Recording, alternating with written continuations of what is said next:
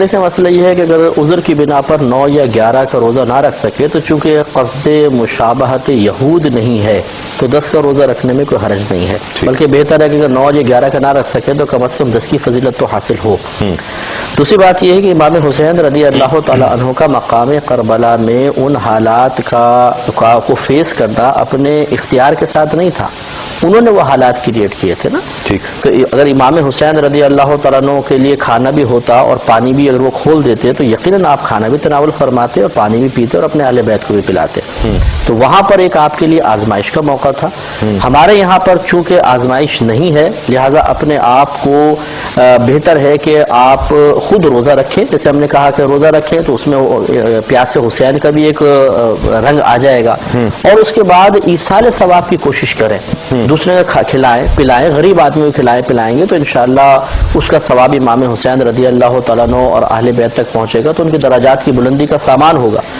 اور ہمارے اس میں ایک بڑی حکمت یہ ہے کہ میدان محشر میں یہ وہ خاندان ہے جو کسی کا احسان اپنے اوپر رکھتا ہی نہیں ہے۔ کیا بات! پہلی بات تو یہ کہ ہماری خدمت احسان نہیں ہے، لیکن ان کی عظمت ہے کہ وہ اس کو احسان سے تعبیر فرماتے ہیں اور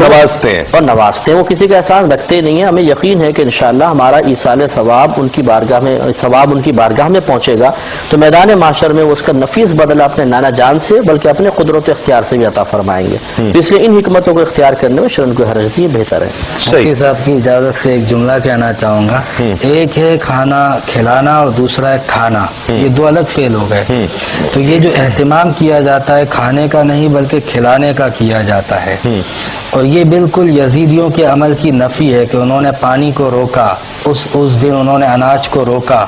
تو اس عمل کی نفی کرتے ہوئے ایک حسینیت کا اظہار کرنا ہوتا ہے، یعنی لوگوں کو کھلایا جائے پلایا جائے۔ یہی تو امام حسین کے نانا جان نے فرمایا تھا، پوچھا گیا کہ دین کیا ہے تو آپ نے فرمایا کہ بہتر اسلام یہ ہے کہ لوگوں کو کھانا کھلا، تو اسلام کی تعریف اور اسلام کی تعلیم میں سے ہے کہ لوگوں کو کھانا کھلایا جائے، لہٰذا اپنے لیے روزہ بے شک رکھیں،